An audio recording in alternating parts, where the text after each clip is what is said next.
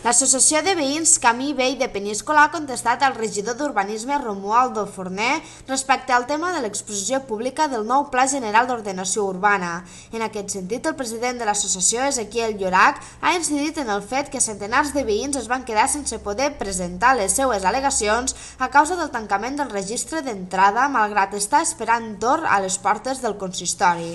Referent a això, Llorach ha assegurat que l'Ajuntament de Peníscola ha actuat com una dictadura.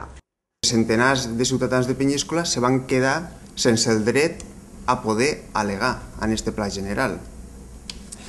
I aquesta situació ens porta a una situació anterior a l'any 1960, perquè resulta que el dret de petició està regulat per llei a Espanya des de l'any 1960.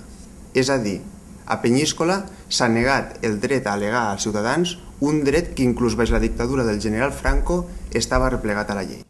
D'altra banda, des del Camí Vell han comentat que no és cert, com va apuntar el regidor d'Urbanisme Romualdo Forner, que el Pla General hagi estat en exposició pública més d'un mes. Falta a la veritat qui diga que el Pla General ha estat exposat més d'un mes.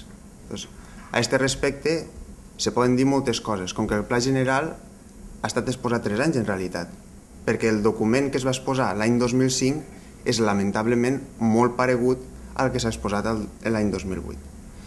Però quan pel mig trobem que hi ha un anunci al Diari Oficial de la Comunitat Valenciana de fetge 20 de juny, el número 5789, que diu, i així tinc una còpia, que diu que el període d'exposició pública és d'un mes, doncs dir qualsevol altra cosa, a part de ser una pèrdua de temps, és una pèrdua de credibilitat.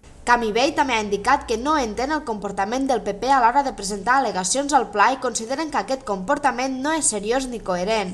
A més, des d'aquesta associació veïnal demanen a Romualdo Forner que entre a debatre el fons del document i es deixi d'artificis verbals.